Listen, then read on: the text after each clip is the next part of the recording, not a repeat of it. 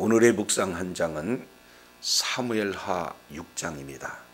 오늘도 생명의 말씀과 기도의 능력으로 천국을 실감하는 은혜가 있기를 원합니다. 우리가 지난 시간 다윗의 이런 상황은 이제 이스라엘 사실은 통합왕이 되어져요. 그래서 다윗에게 몰수히 몰려옵니다. 이제 11지파가 몰려오고, 그리고 장로들이 몰려오고, 군대 장관들이 몰려와서 다윗을 이스라엘의 통합왕으로 기름 부어 왕으로 세우죠. 자, 그러고 난 이후에 지금까지 어떤 누구도 사실은 탈취해 본 적이 없는 바로 여부수 성을 취하게 됩니다. 그래서 이름을 다윗성으로 바꾸죠.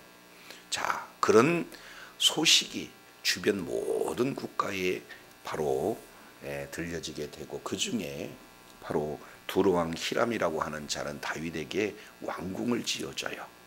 그린 반면 블레셋은 1차, 2차 침략을 하는데 하나님께 전적으로 묻고 전적으로 하나님을 의지함으로 승리하는 그런 어떤 이후에 다윗이 취한 조치가 뭐냐? 오늘 내용을 통해서 보면은 바로 법궤를 운반하고자 하는 내용이 가장 첫 번째 우선순위가 됩니다. 자, 그래서 6장 1절 내용을 보면은 다윗이 이스라엘에서 뽑은 무리 3만 명을 다시 모으고 그랬습니다. 자, 여기서 내용을 통해서 보면은 무리 3만 명을 모았는데 어떻게 모았다고 그랬습니까? 다시 모았다. 이 용어 속에는 언젠가 모았는데 또다시 모았다라는 이런 어떤 측면이 되어지는 거죠. 그러면 이렇게 많은 무리를 모으는 데는 어떤 때 모으겠습니까? 전쟁 때겠죠. 그러니까 지금 다윗은 많은 무리, 다른 말로 3만 명에 이렇게 해당되는 그런 어떤 무리를 모았어요. 그리고 2절 조금 더 자세히 설명하죠. 다윗이 일어나 자기와 함께 있는 모든 사람과 더불어 그랬습니다. 그러면은 지금까지 자기와 함께 한 사람들은 대다수 어떤 자들이에요? 군인들이잖아요. 그러니까 오늘 군인들을 포함해서 종교 지도자들을 포함해서, 그리고 그와 함께하는 모든 행정을 도맡은 사람들, 많은 무리들을 모아서 지금 가고 있기 때문에 굉장한 국가적인 행사다, 지금 이렇게 볼 수가 있습니다. 그러면은 결국 이제 많은 이제 사람들이 동원되는 국가적인 이런 어떤 행사가 지금 이렇게 이루어지는데, 그렇게 하는 그 근거가 뭐냐, 그 속마음이 뭐냐, 이것은 이제 자기 자신이 왕이 되었다는 거죠. 그리고 많은 사람들에게 지금 이제 왕이 되어서 법궤를 옮긴다는 거죠. 이것이 하나의 보여주시기, 이벤트성 그런 어떤 행사로 번질 수 있는 그런 어떤 상황이 되어집니다. 자, 그래서 가는 장소가 바할레 유다 그랬습니다. 우리가 잘 알겠지만 이제 이 법궤는 엘리 제사장이 있었을 때 실로에 있었잖아요. 그런데 블레셋과 전투를 통해서 어떻게 됩니까? 빼앗기게 됩니다. 그래서 사무엘상 7장 내용을 통해서 보면은 1절에 기랏 여하림 사람들이 와서 여호와의 궤를 옮겨 그랬습니다. 그래서 산에 사는 아비나답의 집에 옮겨 놓았다. 그리고 거기에 2절 내용을 보니까 기앗 여라림에 들어간 날부터 20년 동안 오래 있은지라, 지금 이렇게 표현을 하고 있는 거예요. 그래서 이 법궤는 사실은 실로에서, 그리고 벳세메스 사람들에게로, 그리고 그 벳세메스 사람들이 법궤를 들여다봤잖아요. 그래서 약 5만 70 명이 죽게 되어지는 일이 나타나게 되어져요. 그래서 그 법궤를 어디로 옮겨요? 바로 산에 사는 아비나답의 집에 옮기는 그런 어떤 상황이 되고 그곳에서 20년 동안 방치되고 있는 그런 상황이에요. 그래서 이스라엘 모든 족속이 여호와를 지금 사실은 사모하는, 애통해하는 그런 어떤 상황 가운데 시간이 지났습니다. 그래서 이제 이 기간은 결국에 어떤 기간이냐? 사울의 통치 기간이에요. 20년이라고 하는 그 기간이, 그죠? 그런데 전혀 이 사울 왕은 이 법궤를 돌보지 않았다. 지금 이렇게 보고 있어요. 그러나 다윗은 달라요. 어떻게든지 이 법궤를 다윗성으로 옮기고자 큰 지금 행사를 지금 하고 있는 그런 어떤 상황이 되어져요. 자, 그랬을 때 3절입니다. 그들이 하나님의 궤를 새 수레에 싣고 산에 있는 아미나답의 집에서 나오는데 아비나답의 아들 우사와 아요가 그 새 수레를 모니라. 여기 등장하고 있는 내용이 3절에 새 수레에 실었고 새 수레를 모니라. 지금 이렇게 지금 표현하고 있습니다. 원래 계획은 2절 중반절에 거기서 하나님의 궤를 메어오려 하나 이렇게 하니 이렇게 표현을 하고 있죠. 그러니까 하나님의 법에는 여호와의 법궤를 메어야 맞는데 어찌된 일인지 3절에 메지 않고 새 수레에 실었다. 지금 이렇게 표현을 하고 있어요. 그러니까 새 수레에 싣는다는 것은 어떤 의미가 이 속에 담겨져 있습니까? 조금 더 쉽게, 조금 더 편하게. 그러니까 이 새 수레에 실었다는 것은 편의주의적 발상입니다. 그러니까 하나님의 말씀에 근거하기보다는 편의적인 그런 어떤 발상을 가지고 법궤를 지금 옮기고 있는 그런 과정이에요. 4절입니다. 그들이 산에 있는 아비나답의 집에서 하나님의 궤를 싣고 나올 때에 아효는 궤 앞에 가고, 그러면은 여기 아비나답의 두 아들 우사와 아요, 그 중에 아요가 앞장을 섰다는 거죠. 그리고 이 우사는 뒤에서 지금 있는 상황이에요. 그래서 앞에 있는 수레에 싣는 궤의 상태를 잘 볼 수 있는 자는 바로 우사가 되겠죠. 자, 그런데 이런 상황 속에서 다윗과 그리고 다윗과 함께한 자들은 어떤 일들을 진행했는가? 5절 내용을 보니까 다윗과 이스라엘의 온 족속은 잣나무로 만든 여러 가지 악기와 수금과 비파와 소고과 양금과 제금으로 여호와 앞에서 연주하더라. 지금 이렇게 소개가 되고 있습니다. 대대적인 행사죠. 여기에 나타나 있는 지금 악기만 수만 해도 많은 종류가 지금 나타나고 있어요. 자, 이렇듯 성대한 지금 잔치가 벌어지고 있는 내용들을 보게 됩니다. 그 열심은 대단해요. 그러나 이 속에서 찾아볼 수 있는 그 내용은 하나님의 말씀과는 이렇게 맞지 않는 그런 어떤 상황이다. 그래서 6절, 그들이 다곤 타작마당에 이르려는 소들이 뛰므로 우사가 손을 들어 하나님의 궤를 붙들었더라. 갑자기 나곤 타작마당에 이르니까 소들이 뛰는 거예요. 자, 그랬을 때 우사는 손을 들어 하나님의 궤를 붙들었다. 지금 이렇게 소개가 되고 있는 것을 볼 수가 있습니다. 자, 그러면은 이 상황이 어떻게 지금 되어지는가? 7절 보세요. 손으로 붙들었더니 지금 하나님께서 붙든 우사에 대해서 어떤 일을 하셨는가? 7절, 여호와 하나님이 우사가 잘못함으로 말미암아 진노하사 그를 그곳에서 치시니 그가 거기서 하나님의 궤 곁에서 죽었다. 이렇게 지금 표현하고 있습니다. 성경 전체에서 하나님께서 직접 치셔서 죽는 경우가 흔하지 않아요. 그런데 자세히 봤더니 우사가 손으로 하나님의 궤를 붙들었던 것을 뭐라고 표현하냐면 7절에 우사의 잘못이다. 그리고 그 잘못의 결과는 하나님께서 직접 치심으로 죽는 내용이에요. 자, 그러면은 이 일이 그렇게 붙드는 그런 어떤 상태가 이렇게 하나님의 진노를 받아 죽을 만한 일인가? 우리는 이런 의문을 가질 수 있게 되어지죠. 자, 그런데 8절에 조금 희미한 내용이 소개가 되고 있어요. 8절 보시죠. 여호와께서 우사를 치심으로 다윗이 분하여, 이제 다윗이 분하여 어떻게 하고 있습니까? 그곳을 베레스 우사라 부르니 그 이름이 오늘까지 이르니라. 그러니까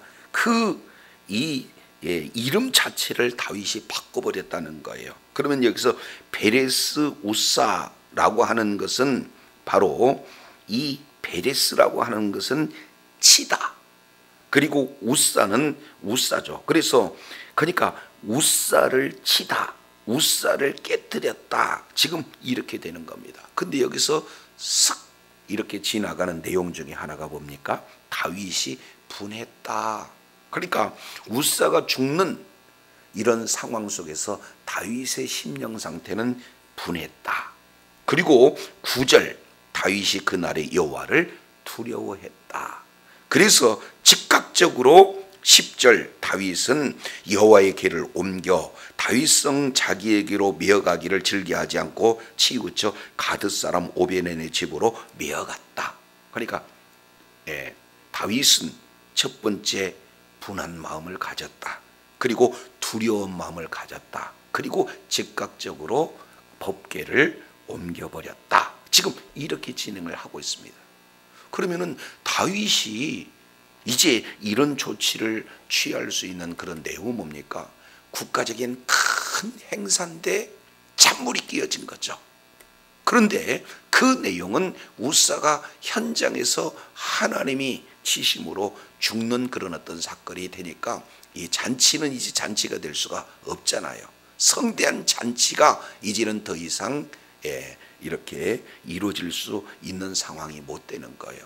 아니, 하나님께서 이것을 바로 진노하셔서 죽이는 그런 내용이라면은 앞으로 이게 어떻게 될 것인가 하는 이 내용이죠. 자, 그러면 여기에 다윗은 이렇게 얘기했다는 거죠. 많은 사람을 동원했습니다. 그리고 많은 종류의 악기를 준비했습니다. 그리고 어떻게 하면은 이게 국가적인 행사가 되어서 많은 사람에게 알려지기를 원했습니다. 그러면은 다윗 입장으로서 내용을 통해서 보면은 하나님 앞에 소홀히 한 겁니까? 최선을 다한 겁니까? 그렇습니다. 최선을 다한 건데 왜 하나님께서는 이 노력을, 이런 최선을 다하는 나를 이렇게까지 하실 수 있는가? 그러니까 하나님 입장에서라기보다는 자기 입장에서 하나님에 대해서 이렇게 생각해 보니까 다윗은 분냈다, 이렇게 지금 표현이 되어지는 거예요. 그리고 죽는 사건을 통해서 두려움을 갖게 되는 거죠. 그래서 더 이상 다윗의 성으로 모실 수가 없다. 그러니 이 지금 가드 사람 오베데돔 집, 여기 가드라고 하는 것은 블레셋 지역 아닙니까? 그리고 골리앗의 고향 아니겠어요? 그렇기 때문에 이 이방 지역에 있는 바로 오베돔의 집으로 다시 법궤를 지금 옮기는 결정을 다윗이 내리는 거예요. 자, 그런데 11절 잠깐 보시죠. 여호와의 궤가 가드 사람 오베데돔의 집에 석 달을 있었는데 여호와께서 오베데돔과 그의 온 집에 뭐를 줬다는 거예요? 복을 줬다는 거예요.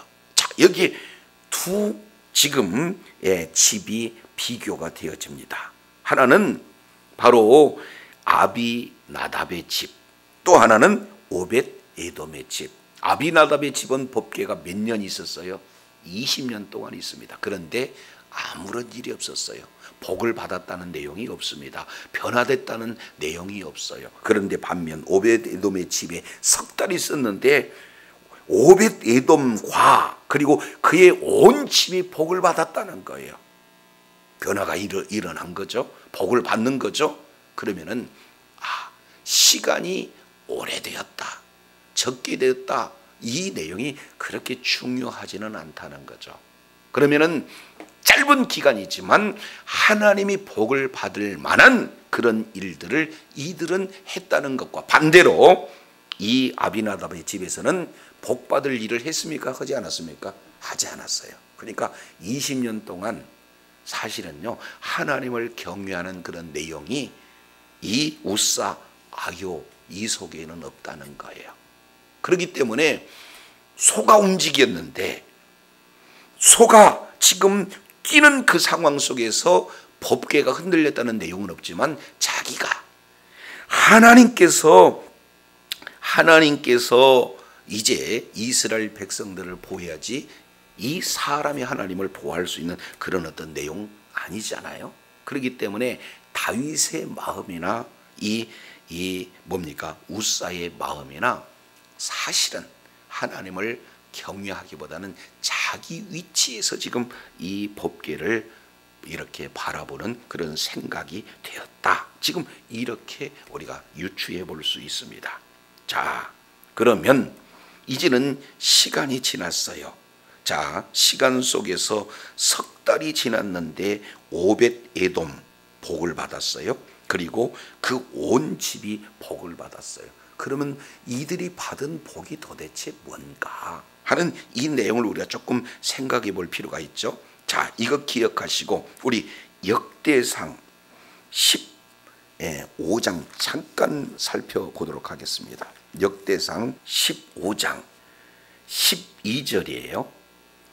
저희에게 이르되 너희는 레위 사람의 족장이니 너희와 너희 형제는 몸을 성결하게 하고 내가 준비한 곳으로 이스라엘 하나님 여호와의 궤를 메어 올리라. 33절에요. 전에는 너희가 매지 아니하였으므로 우리 하나님 여호와께서 우리를 충돌하셨나니 이는 우리가 규례대로 그에게 뭐하지 않았다? 구하지 않았다, 묻지 않았다. 그래서 결국 14절 제사장들, 레위 사람들 이스라엘 하나님 여호와의 궤를 매게 하고 올라가려 몸을 뭐했다? 성결하게 해서 모세가 여호와의 말씀을 따라 명한 대로 레위 사람들이 채로 하나님의 궤를 꿰어 어깨에 메었다. 지금 이렇게 말하고 있는 것을 볼 수가 있습니다. 그러니 다윗은 열심은 있어요. 그런데 그 열심을 다해서 국가적인 행사로 모든 사람들을 참여시켜서 이 일을 진행하는 그런 모든 내용들도 사실은 중요해요. 그런데 그거보다 더 중요한 것은 뭐예요? 말씀에 근거했느냐. 그래서 훗날 역대상 지금 15장에서는 우리가 전에는 매지 않았다. 그런데 이제는 하나님이 모세를 통해서 말씀하시는 방법 그대로 메어야 된다라는 이 사실을 지금 말씀을 하고 있는 것을 볼 수가 있습니다. 자, 그러면 역대상 우리 잠깐 보겠습니다. 26장 보겠습니다. 역대상 26장. 그러면 석 달 그 사이에서 오베데돔이 받은 그런 복은 도대체 무엇인가? 자, 26장 1절이에요. 문지기의 반차가 이러하니라 하고 지금 성전 문지기에 대한 내용을 쭉 소개를 하고 있어요. 자, 그 중에 이제 첫 번째 내용을 통해서 보면 2절에 무셀 레마의 아들, 자, 7명 소개되고 있고 4절 내용을 보니까 오벳 에돔의 아들들 해가지고는 8명이 지금 소개가 되고 있어요. 그러니까 지금 가드 사람 오벳 에돔, 그러면 이방인이었는데 이가 지금 하나님께 복을 받아서 지금 성전 문지기의 반열에 지금 세워졌다라는 사실을 우리가 살펴볼 수가 있어요. 왜 그럴까요? 5절 하반절에 이는 하나님이 오벳 에돔에게 무엇을 주었기 때문이다? 복을 주었기 때문이다. 그래서 그 복의 첫 번째 내용은 하나님의 임재하시는 장소, 성전의 그런 문지기로 쓰임을 받는 것이 이렇게 복이다라는 사실을 지금 말씀을 하고 있습니다. 자, 그런데 여기에 복은 이렇게 끝나지 않아요. 6절, 그 아들 스마야도 두 아들을 낳았으니 그들의 족속을 뭐하는 자요? 다스리는 자요, 큰 용사였다. 그리고 7절 보세요. 그 스마야의 아들들은 이제 뒤에 6명이 기록되면서 다 능력 있는 자다. 8절, 이는 다 오벳 에돔의 자손이라 저희 아들들과 그 형제들은 다 능력 있고 그 직무를 잘하는 자니 오벳 에돔에서 난 자가 몇 명이다? 62명. 그러면은 오벳 에돔이 받은 복을 종합해 보면은 영적인 복, 육적인 복으로 나눠볼 수가 있어요. 영적인 복은 바로 문지기로 하나님을 섬기는 그 직분을 감당하는 것이 복이고, 육적인 내용을 통해서 보면은 자녀에게 이제 62명이 되는 뭐요? 다산의 복을 받은 거예요. 그런데 그것만이 아니죠. 각각 아들들이 뭐 하는 거예요? 다스리는 자, 용사, 능력 있는 자, 직무를 맡기도 잘하는 자, 탁월한 자들로 하나님께서 뭐예요? 복을 주셨다는 겁니다. 그러니까 이제는 한 가정에 법궤가 들어오게 되고 그 법궤를 하여튼간 하나님을 경외함으로 잘 섬겼더니 비록 짧은 기간이기는 하지만 석 달 안에 이런 엄청난 복을 받았다라는 사실을 볼 수가 있어요. 그러면은 이 내용을 오늘날 우리에게 적용을 해보면은 어떤 내용이 주어질까요? 여기에 이 아비나답의 집은 20년 동안 가도 복 받는 일이 없어요. 그런데 이 오베데돔의 집에서는 짧은 석 달이지만 이런 복을 받았다. 그러니까 이제는 하나님을 섬기는데 하나님을 경외함으로 하나님 앞에 예배의 그런 어떤 삶이 20년이 지난 것과 오늘 3달 지나는 것, 기간은 그렇게 크게 중요하지 않다는 사실을 우리가 살펴볼 수가 있죠. 자, 그러면은 짧은 기간이지만 이 오베데돔은 불신자 아니었어요? 이방인이 아니었습니까? 그런데 본인이 원해서 이 법궤를 가정으로 왜 모셔드렸습니까? 아니면은 다윗이 일방적으로 그 속에다가 지금 맡긴 거예요? 우리의 모습과 똑같아요. 우리가 하나님의 은혜를 이제 우리가 구하는 것이 아니라 하나님께서 우리에게 찾아오셔서 예수 그리스도를 믿는 믿음을 허락해 주셨다는 사실이죠. 왜 그러냐면 법궤는 하나님의 임재의 상징 아니겠습니까? 그죠? 법궤 속에는 뭐가 들어갔어요?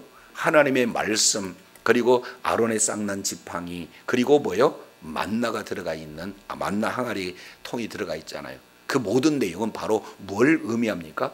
예수 그리스도를 의미하고 있어요. 그러니까 법궤가 가정에 들어왔다는 것은 예수 그리스도를 믿는 가정으로 변화됐다는 거고, 그리고 예수 그리스도를 믿는 믿음으로 말미암아 이런 영적인 복, 육적인 복이 주어졌다라는 사실이 오늘날 우리에게 주어진 은혜예요. 우리의 힘으로 믿는 것이 아니라 주님께서 찾아오셔서 우리를 위해서 십자가에 죽으시고 부활의 생명을 주신 분이 바로 우리 주님이신 줄로 믿습니다. 이런 엄청난 은혜를 우리가 받은 거예요. 그런데 이 소식이 12절 내용을 통해서 보니까 하나님의 궤로 인해서 오베데돔의 집과 모든 소유에 복을 주셨다. 그 소유의 복을 받았다는 소식이 하나의 근거가 돼서 뭐예요? 지금 다윗은 법궤를 지금 옮기는 그런 과정이 이렇게 놓여져 있습니다. 자, 그럴 때 12절 하반절 내용을 보니까 다윗이 가서 하나님의 궤를 어떻게 메고 와요? 기쁨으로 메고 오는 것을 볼 수가 있습니다. 14절은 여호와 앞에서 힘을 다하여 춤을 추었습니다. 그리고 그때 무슨 옷을 입었다는 거예요? 베옷. 베옷을 입었다는 것은 왕복을 벗었다는 의미 아니겠습니까? 왕복을 벗고 베옷을 입었다는 것은 나는 하나님 앞에서 왕이 아니다. 하나님 앞에서 나는 여전히 누구다? 하나님의 백성이다는 거예요. 이렇게 다윗이 확 바뀌는 겁니다. 15절 하반절 내용을 통해서 보면은 칠거이 부르고 나팔을 불고 여호와의 궤를 메워왔다. 지금 이렇게 표현을 하고 있어요. 다윗은 이제 말씀의 회복이 이루어지는 것을 볼 수가 있습니다. 자, 이 내용은 우리가 여러 군데 나와 있지만 민수기 4장 15절 조금 우리가 한번 살펴보도록 하겠습니다. 민수기 4장 15절 내용을 통해서 보면은 오베드돔이 복을 받았다는 소식을 듣는데 그 이전까지 다윗은 어떤 일들을 진행을 했는가? 우리가 이미 역대상 15장 내용을 통해서 봤어요. 우리가 전에는 매지 않았더니 이제는 매야 된다는 것. 이걸 누가 깨달은 거예요? 다윗이 깨달았어요. 그러니까 동기도 중요하지만 말씀에 근거 없이 방법이 잘못됐다. 이 내용을 다윗이 깨닫게 되는 건데, 그러면 다윗이 깨달은 내용이 어떤 부분인가? 왜 우사가 죽어야만 됐는가 하는 그 내용을 다윗이 모세 율법을 통해서 깨달은 거죠. 자, 민수기 4장 15절 행진할 때 아론과 그의 아들이 성소와 성소의 모든 기구 덮기를 피라거든. 그러니까 이 행진할 때는 이 법궤를 누가, 아론과 아론의 아들들 제사장들이 이제는 성소 모든 기구를 덮은 이후에 고핫자손이 와서 맬 것이요. 그리고 그러나 성물은 뭐 하지 말라? 만지지 말라 죽을까 하노라. 이렇게 표현을 하고 있어요. 두 가지죠. 하나는 성물에 대해서 뭐 하지 말고, 만지지 말고, 그리고 옮길 때는 어떻게 된다? 덮기를 피라거든 매야 된다. 두 가지 내용을 한꺼번에 지금 기록하고 있는 것을 볼 수가 있어요. 그래서 다윗은 하나님의 말씀을 몰랐던 거고, 그리고 우사가 왜 죽었는지 분을 내고 하나님을 두려워하고 이제는 법궤를 오베데돔의 집에 맡겼던 그가 곰곰이 그 뒤에 생각해 본 결과 하나님의 말씀이 빠졌구나. 우사는 만지지 말라는 하나님의 말씀을 어겨서 우사는 죽었구나. 그렇지 않습니까? 선악과를 따먹지 말라. 하나님의 말씀에 불순종으로 즉각적으로 죽은 거 아니겠습니까? 똑같아요. 만지면 죽는다. 말씀의 어김으로 말미암아 아무리 열심히 있어도 죽는다는 거예요.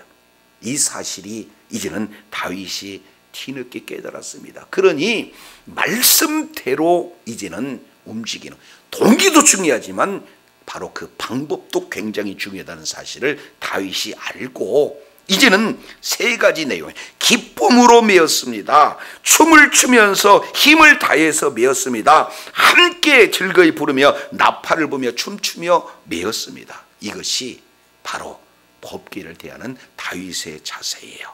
반면 6장 16절 미갈이라고 하는 자는 이제는 법궤가 다윗성으로 들어오는 그럴 때 사울의 딸 미갈이 창으로 내려보다가 다윗 왕이 여호와 앞에서 뛰놀고 춤추는 것을 보고 그 심중에 그를 뭐 했다? 업신여겼어요. 여기서 내용을 통해 보면 세 가지가 나와요. 하나는 이제는 법궤를 옮기는 그 현장에 가서 하나님을 찬양하기보다는 창가에 있었다. 그러니까 결국에는 예배에 참여하는 겁니까? 예배를 관찰하고 있는 그런 상황입니까? 관찰하고 있는 그런 상황이에요.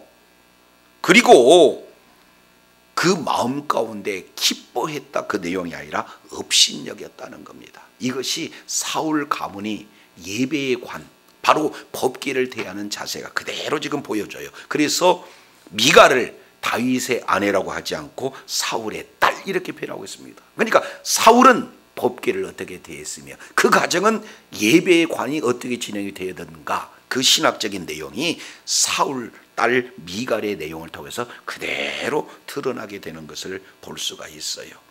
자, 그래서 이렇게 평가합니다. 20절 다윗이 자기 가족을 축복하러 돌아올 때 사울의 딸 미갈이 나와서 다윗을 맞으면서 이스라엘 왕이 오늘 어떻게 영화로운지 방탕한 자가 염치 없이 자기 몸을 드러내는 것처럼 오늘날 그의 신복 계집종 눈앞에서 몸을 드러냈다. 지금 뭐하고 있습니까? 평가하고 있습니다. 하나님 앞에 예배 드리는 자가 아니라. 그래서 오늘 크게 세 사람, 바로 예배를 인도했던 자가 우사와 아히오입니다. 즉각적으로 죽습니다. 다윗 예배를 드릴 때 어떻게 해요? 잘못은 했지만 뒤늦게 말씀대로 예배를 드리는데 하나님께서 이제는 이 임재하고 있는 법궤가 옴으로 말미암아 기뻐했습니다. 그리고 춤췄습니다. 참 예배를 드린 자가 누구예요? 다윗이에요. 반면 이 예배에 참관하기보다는 오히려 이제 관찰하고 지적하는 그런 이 미갈의 모습을 통해서 볼 수가 있어요. 그래서 23절, 그러므로 사울의 딸 미갈이 죽는 날까지 자식이 없다. 자식이 없다는 것은 뭐예요? 대가 끊긴 거예요. 생명이 끊긴 겁니다. 다윗과의 관계가 끊긴 거예요. 그러니까 사실은 살아있으나 죽은 자예요. 영적으로 보면은 바로 죽은 자다 그 말이죠. 그러니까 우사는 실제로 죽었고 미갈은 영적으로 죽었고 다윗은 살아있고. 그래서 오늘날 우리가 이제 법궤를 대하는 자세, 바로 예배의 중심에 예수 그리스도가 있고 그 예수 그리스도를 믿는 믿음으로 하나님 앞에 영과 진리로 예배를 드릴 때에 우리가 다윗처럼 참 예배를 드리느냐, 우사처럼 죽는 자리에 있느냐, 미갈처럼 업신여기고 관찰하는 자리에 있느냐, 이것이 우리가 이제 오늘 본문을 통해서 우리 삶 속에 적용해 볼 수 있는 내용입니다. 이제는 우리 주님께서 요한복음 4장 23, 24절 영과 진리로 예배하는 자를 자꾸 찾으신다 그랬어요. 그래서 참 예배는 바로 오늘 다윗과 같이 하나님의 말씀의 근거에서 성령으로 충만한 하나님 앞에 참으로 영과 진리로 예배를 드리는 이 내용을 우리 주님은 자꾸 찾으시는데 그 자꾸 찾는 한 사람이 바로 저와 여러분이 되어야 될 줄로 믿습니다. 거룩하신 하나님 아버지, 오늘 법궤를 옮기면서 20년을 지냈지만 아무런 변화가 없었던 이제 기럇 여하림에 있는 아비나답의 집이 소개가 되고 있고, 반면 석 달이라는 짧은 기간이지만 오벳 에돔의 집에 들어갔을 때 복을 받았던 모습을 보게 됩니다. 그리고 법궤가 이제는 다윗성으로 옮길 그때 이제 우사는 현장에서 죽고 다윗은 말씀의 근거에서 기쁨으로 맞아들이고, 그리고 이제 미갈은 이제는 참여하지 않고 관찰하고 평가하는 이런 어떤 모습들을 우리가 살펴보면서 우리가 예배자로서 하나님 앞에 어떠한 자리에 있어야 될 것인지 오늘 다윗을 통해서 일깨워 주셨사온즉 영과 진리로 예배하는 자를 자꾸 찾으시는 주님의 눈에 띄고 하나님이 받으시는 예배의 승리자가 되어 하나님께 영광 돌리는 주의 사랑하는 자녀들 다 되게 하여 주옵소서. 예수님 이름으로 기도드립니다. 아멘.